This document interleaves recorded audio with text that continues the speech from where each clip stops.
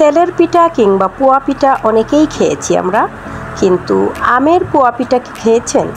যারা খাননি এখনও আমার এই ভিডিওটি দেখতে থাকুন। তো হ্যালো এভরিওয়ান, আসসালামু আলাইকুম, welcome back to my new blog. আশা করি সবাই ভালো আছেন, আমরা আলহামদুলিল্লাহ এই তো ভালো আছি। আবারও চলে আসলাম দিয়া আলম ব্লগের নতুন আরও একটি ভিডিও নিয়ে আপনাদের মাঝে। কাছে এবং দূরে, দেশ এবং দেশের বাহিরে থেকে এই মুহূর্তে যে যেখান থেকে আমার এই ভিডিওটি দেখছেন কিংবা পরবর্তীতে দেখবেন, সবাইকে জানাই অনেক অনেক ভালোবাসা এবং অসংখ্য ধন্যবাদ। তো ভিডিওর শুরুতেই দেখুন, যেহেতু আজকে আমের পিঠা বানাবো, এদিকে আবার ম্যাঙ্গো আইসক্রিম খাবো, তো সেটাও এটার সাথে একটু অ্যাড করে দিলাম। ম্যাঙ্গো আইসক্রিমের ভিডিওটা একটুখানি ছিল, তো ভাবলাম এই ভিডিওর সাথে অ্যাড করে দিই। আমের যেহেতু রেসিপি, তাহলে এটার সাথে এটাও অ্যাড করে দিই।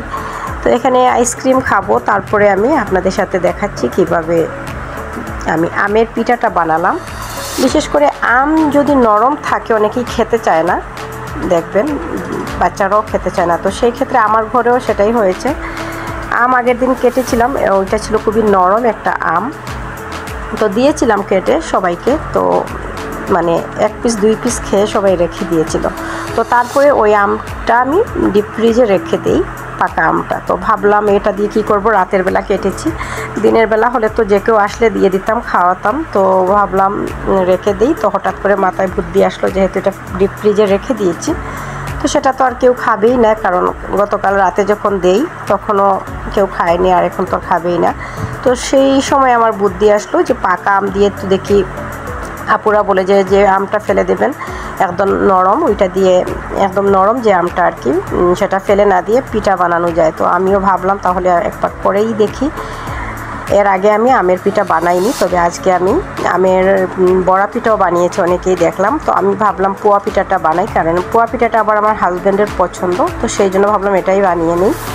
তো যাই হোক, আইসক্রিম তো খাচ্ছি এখানে। আইসক্রিম মানে খুবই ফ্লেভার ভালো ছিল, ম্যাঙ্গো আইসক্রিম ভালোই হয়েছিল খেতে।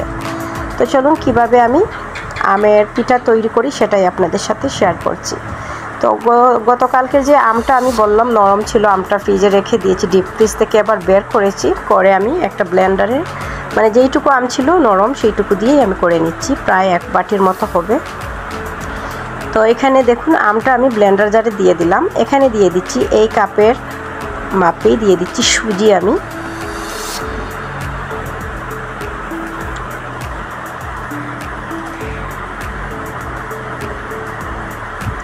তো 1 কাপ দিয়ে দিলাম এই কাপ দিয়ে সুজি, আর 1 কাপ দিয়ে দিলাম শুকনো চালের গুঁড়া।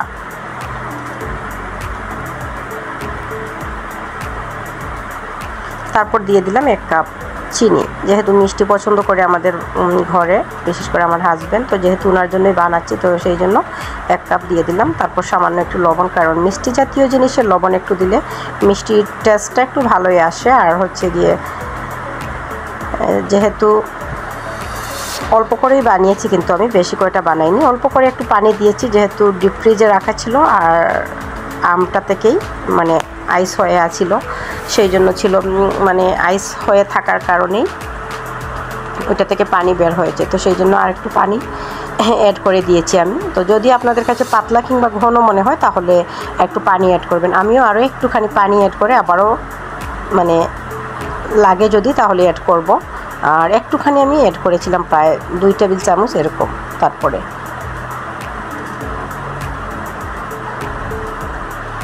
তো কেন অ্যাড করেছিলাম সেটাও বলে দেব, দাঁড়ান দেখতে থাকুন ভিডিওটি। যারা যারা দেখছেন ধৈর্য সহকারে, সবাইকে অনেক অনেক ভালোবাসা। তো আবারও পানি অ্যাড করার কারণ হচ্ছে, আমি এই যে একটি বাটিতে নিয়ে নিলাম ব্লেন্ডার করা সুজি এবং চালের গুঁড়া আর হচ্ছে আম, এই মিশ্রণটা আমি এই বাটিতে নিয়ে নিলাম। নেওয়ার পরে আমার কাছে মনে হচ্ছিল একটু হয়তো মানে ময়দা দিলে সামান্য একটু ভালো হবে, আটা কিংবা ময়দা। তো সেই জন্য আমি অল্প করে একটুখানি আটা দিয়েছিলাম, বেশি দেইনি, মাত্র 1 টেবিল চামচ আটা দিয়েছি, আর সাথে 2 টেবিল চামচ পানি দিয়েছি আবারও। তো বলে দিলাম, ওইটা আমি সিক্রেট মানে ওটা অফ ক্যামেরায় করেছি, তাও বলে দিলাম। এবার আমি একটি কড়াইতে দেখতেই পাচ্ছেন তেলটা গরম হয়ে আছে, তেলটা আগে থেকেই বসিয়ে রেখেছিলাম। এবার একটু ব্যাটার দিয়ে দেখলাম কীরকম হয়। তো এই পিঠাটা যার যেরকম পছন্দ সেইভাবেই খাবেন, মানে যদি বেশি লাল করে খেতে চান লাল লাল করে ভাজবেন। আর আমি দেখলাম এই পিঠাটার কালারটা ম্যাঙ্গো কালার আসছিল, তো সেই কারণে আমি কি করলাম এরকম কালার রেখেই তুলে দিলাম, কারণ কালারটা ভালোই লাগছিল দেখে। আর বেশি লাল করিনি, বেশি লাল করলে আবার কালারটা তো চেঞ্জ হয়ে যাবে। আর ম্যাঙ্গো পিঠার কালারটা একদম ম্যাঙ্গো কালারই আসছিল, সেই জন্য আমি এই কালার রেখে তুলে দিয়েছিলাম। তো এই তো এভাবে আমি একটা একটা করে পিঠাগুলো করে নিচ্ছি। আর এই ব্যাটারে যে কয়টা পিঠা হয়েছে আমি সব কয়টা পিঠাই আপনাদের সাথে শেয়ার করে দেখাচ্ছি।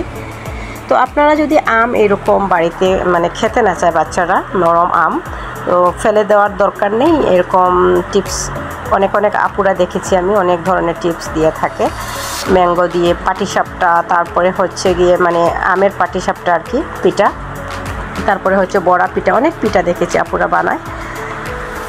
তো যে কোনো একটা পিঠা বানিয়ে নিতে পারেন। আর যদি সাথে সাথে নাও বানান ডিপ ফ্রিজে রেখে দেবেন, পরে 15 দিন 1 মাস পরেও বানানো যায়। তো মাশাআল্লাহ দেখুন কালারগুলো এতটাই সুন্দর আসছিল, সেই জন্য আমি আর লাল করতে চাইনি, ভাবলাম এরকম তুলে দিই। খুব সুন্দর ফুলে ফুলে উঠছিল মাশাআল্লাহ, খুব ভালো লাগছিল এবং খেতেও কিন্তু অসাধারণ হয়েছিল। ফ্লেভারটা সত্যি, যেটা ফ্লেভারটা কিন্তু ম্যাঙ্গো ফ্লেভার আসছিল। তো আমার কাছে মনে হচ্ছিল খাওয়ার সময় ম্যাঙ্গো চকলেটের মতো একটা ফ্লেভার আসছিল। তো জানি না আমার এই পিঠাটা খাওয়ার পরে এরকম ম্যাঙ্গো ফ্লেভার একটা পিঠার মধ্যে একটা ম্যাঙ্গো ফ্লেভার আসছিল। তো আপনারা যারা খেয়েছেন তাদের কীরকম লাগছিল সেটা আমি জানি না, তবে আমার কাছে পিঠাটা ম্যাঙ্গো ফ্লেভারই আসছিল, সেটা আমি বললাম। তারপরে কিন্তু মানে পোয়া পিঠার আলাদা একটা ফ্লেভার থাকে, আর এটার ফ্লেভারটা ম্যাঙ্গো ফ্লেভারই ছিল। তো যাই হোক, কথা অনেক কিছু ভুল ত্রুটি হচ্ছে, সবাই ক্ষমা সুন্দর দৃষ্টিতে দেখবেন, কারণ ভয়েসটা আমি একবারই দেই, বারবার ভয়েসটা দিতে ভালো লাগে না, সেই জন্য একবারেই ভয়েসটা দিই। আর অবশ্যই চেষ্টা করি যাতে ভয়েসের মধ্যে কোনো ধরনের ভুল ত্রুটি না হয়, তারপরেও অনেক সময় কথাবার্তায় ভুল ত্রুটি হয়েই থাকে, সবাই ক্ষমা সুন্দর দৃষ্টিতে দেখবেন। তো এইভাবে সব কটা পিঠাই আমি বানিয়ে নিচ্ছি, আর সুন্দর হচ্ছিল দেখে, কিন্তু আসলেই সত্যি এতটা সুন্দর লোভনীয় কালার হচ্ছিল কি বলবো, মানে বাস্তবে কিন্তু আমি যখন এটা তো ভিডিওতে দেখাচ্ছি, বাস্তবে সেম কালার ছিল, আর কালারটা ভালোই লাগছিল আমার কাছে। আর এটা আমি ফার্স্ট টাইম করেছি আজকে, কারণ পোয়া পিঠা আমি এর আগে মানে আমের পোয়া পিঠা আমি বানাইনি। সুন্দর আসছিল কালারটা মাশাআল্লাহ, ম্যাঙ্গো কালার একদম, দেখতেই পারছেন। আশা করি ভালো লেগেছে আপনাদেরও। যদি ভালো লেগে থাকে অবশ্যই লাইক, কমেন্ট এবং শেয়ার করতে ভুলবেন না।